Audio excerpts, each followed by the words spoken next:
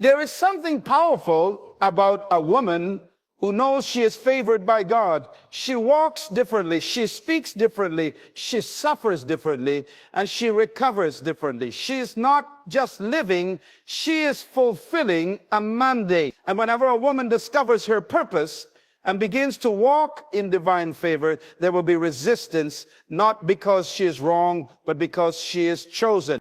People don't hate you because of your flaws. They hate you because your presence reminds them of what they could be, but refuse to become.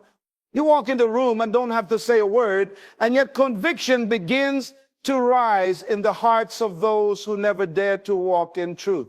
You don't need to compete because your lane was handcrafted by heaven. You don't beg for validation because the King has already affirmed you. Your confidence in God threatens those who find identity in opinions. When you refuse to shrink to make others comfortable, it stirs insecurity in hearts that have built their worth on applause. But you, daughter of destiny, were never called to dim your light. You are not arrogant. You are aware, and awareness is dangerous to the insecure. They say you're too soft, but softness in the hands of God is strength refined. They mock your tears, but they don't know the oil those tears carry. They laugh at your silence, but in silence you are discerning, watching, and waiting for divine instruction. Your silence is not weakness, it's wisdom. Your quiet spirit is not fear, it's focus. You speak and in words disturb demons hiding in people. That's why they try to shut you up. That's why they roll their eyes when you express your dreams. They know your voice isn't ordinary. It doesn't come from intellect alone. It comes from revelation. And when God gives you a voice, he also gives it weight. They can't stand your words because your words carry authority born in the secret place. They copy your walk, your work, even your worship, but they criticize the very thing they try to imitate. Jealousy is loud when favor is obvious. They want your harvest, but they despise your obedience. They weren't there when you were in the valley. They didn't see you when you cried yourself to sleep. But now that the oil is flowing, they act like you stole something from them. No, beloved, you were anointed for this. You didn't choose this favor. Heaven did. They celebrated when you stumbled, but they were shocked when you rose again. They whispered about your mistakes, but didn't know those mistakes became the womb of your testimony. God used what they tried to bury you with to raise you. That's why they can't understand why you're still standing. They thought the storm would drown you. They forgot who commands the winds. You've been lied on, you misunderstood, excluded. But don't be bitter. Be grateful. Because their rejection was divine redirection. God didn't allow them to sit at your table because he knew they would poison your destiny. You outgrew their limited view of you, and heaven had to pull you out of their circle to place you in your calling. Stop mourning what God already ended. You are God's favorite, not because you're better, but because you said yes. You surrendered. You trusted when it didn't make sense. You obeyed when it hurt.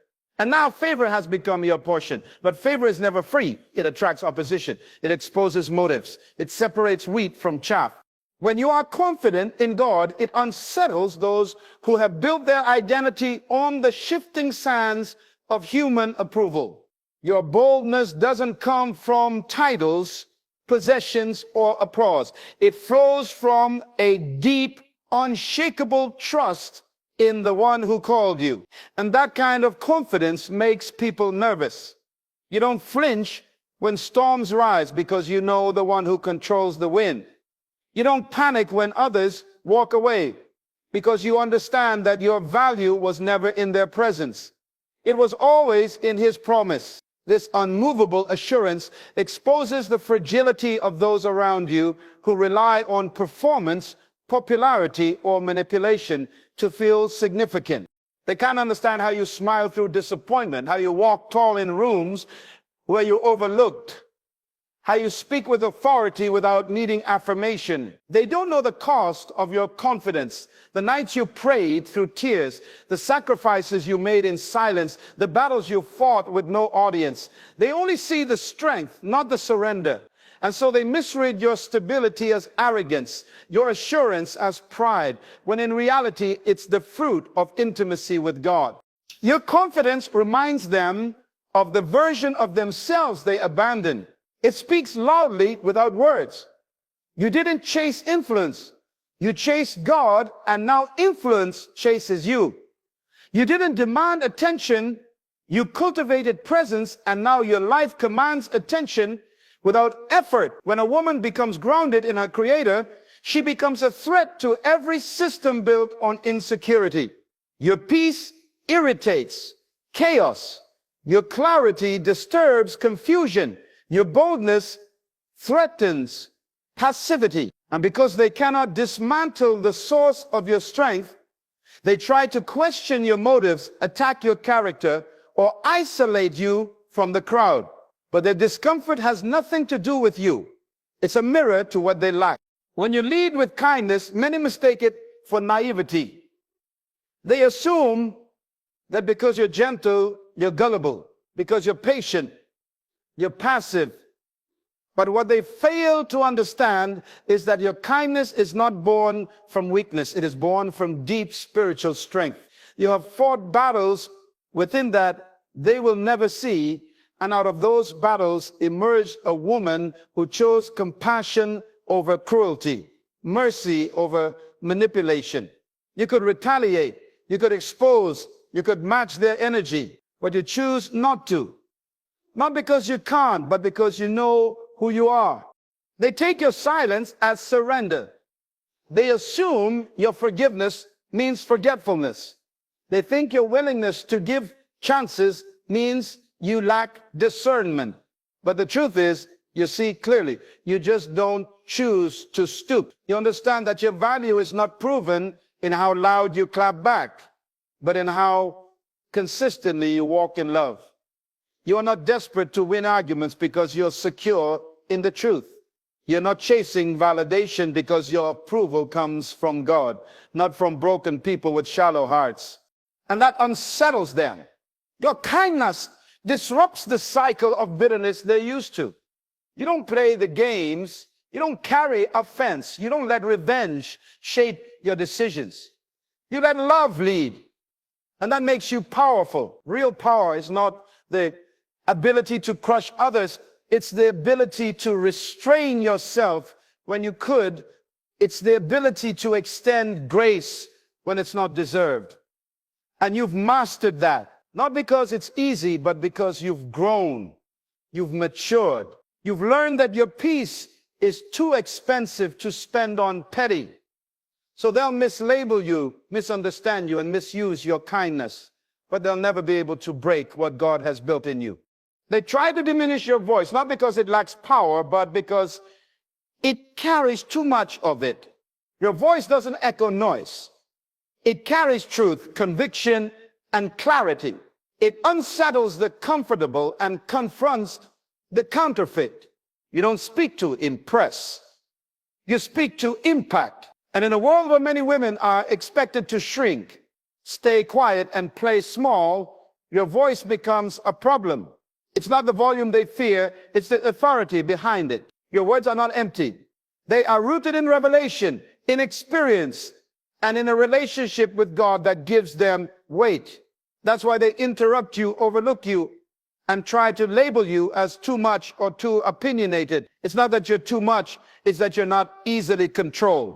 Your voice threatens every environment built on silence. You ask the hard questions. You challenge what others ignore.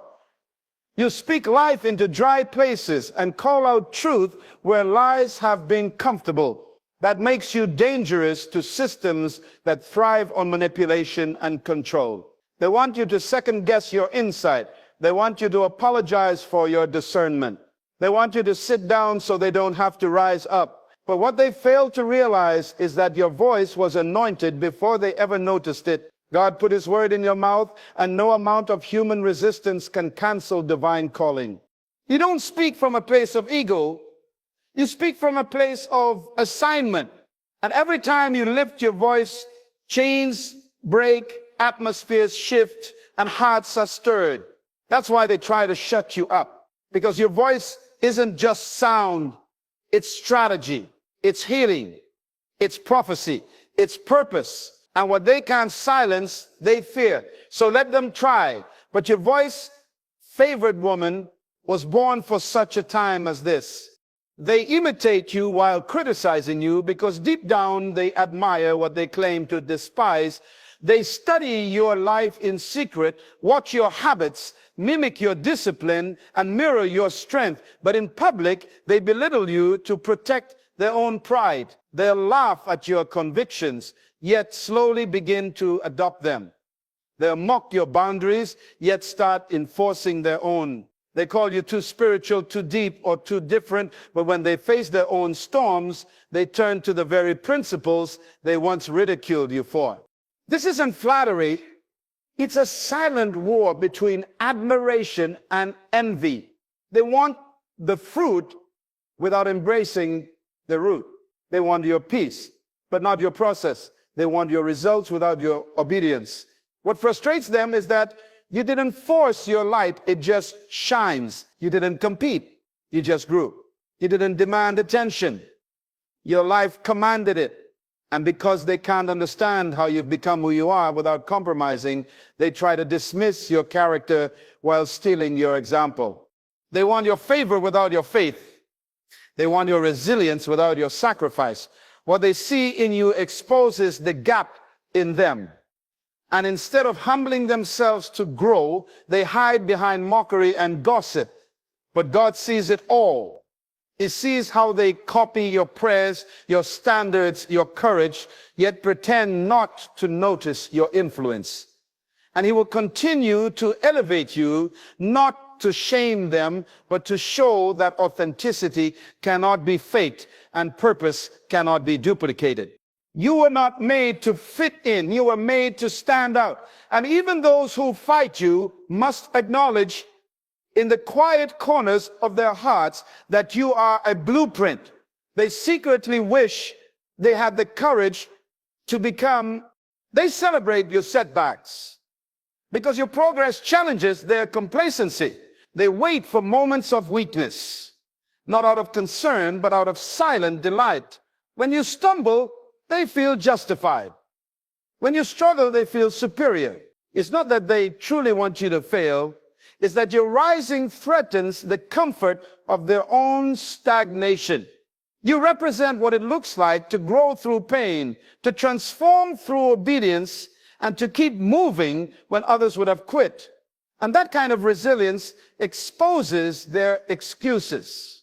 They cheer when life hits you hard because it gives them a false sense of relief. Relief that maybe you aren't as favored as you seem. Maybe your strength has limits. Maybe your calling can be stopped. But what they don't realize is that every setback in your life has been divinely orchestrated to set you up for something greater. What they celebrate as your ending, God has already marked as your beginning. What they perceive as failure, heaven sees as refinement. They laugh while you're low, but they don't understand the God who lifts you in silence. They see the outward struggle, but they don't see the inward dirt body being formed. You weep, but you still worship. You lose, but you still lead. You break, but you still believe. That confuses them. How you keep rising from places designed to bury you. You are not just surviving setbacks. You are learning, evolving, and becoming more dangerous to the kingdom of darkness every time you rise. The celebration of your downfall is only proof that your life carries influence. No one rejoices when the ordinary falls, but when the favored are shaken, even the bitter begin to watch. Let them watch, because the same ones who clapped when you fell will be speechless when God lifts you higher than before. They spread lies to undermine you because the truth of who you are is too powerful for them to confront. They know they can't stop your favor, so they try to stain your name. They can't handle your growth, so they fabricate stories to drag you down. When people lack the courage to rise to your level, they attempt to pull you to theirs through deception. They manipulate perception because they can't match your character. And instead of dealing with their own insecurity, they invest energy into damaging your reputation. You see, your light exposes things in them they'd rather keep hidden. Your integrity confronts their compromise. Your fruit challenges their barrenness. So rather than reflect and repent, they retaliate with rumors. Lies become their weapon when truth becomes too uncomfortable. They talk in circles, they whisper in shadows, they twist your words and question your motives, not because they're true, but because they're intimidated by your authenticity. What they don't understand is that you're not built on public opinion, you're rooted in divine affirmation. God knew who would turn against you before they ever smiled in your face. He saw the plots before they formed. He heard the whispers before they reached ears. And still he called you. Still he anointed you. Still he entrusted you with the assignment. Their lies may travel, but they will never override what heaven has declared over you. Let them lie. Let them scheme. Every false accusation is a setup for God's vindication. Every attack on your character is an opportunity for God to show who truly holds your identity. The more they talk, the more God will elevate. Because in the end, truth doesn't need defending, it just needs time. And when that time comes, even those who believe the lie will have to admit they were watching a woman marked by God all along. They exclude you from circles. You're outgrown, not because you don't belong, but because you no longer need to. What once was a place of connection has now become a space of limitation.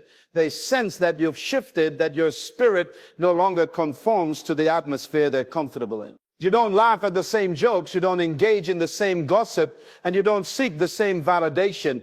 And rather than grow with you, they choose to push you away, not realizing they're confirming your evolution with every closed door. You didn't leave them with bitterness in your heart. You didn't walk out in pride, but your calling required a different environment, a new level, a deeper discipline. God began pruning your circle to protect your destiny. He started isolating you, not to punish you, but to position you, because sometimes rejection is not betrayal, it's redirection.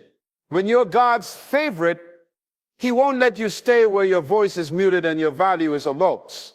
They say you've changed, and the right, you've healed, you've matured, you've realized that your time is too sacred to be spent in rooms where your presence is tolerated but not celebrated.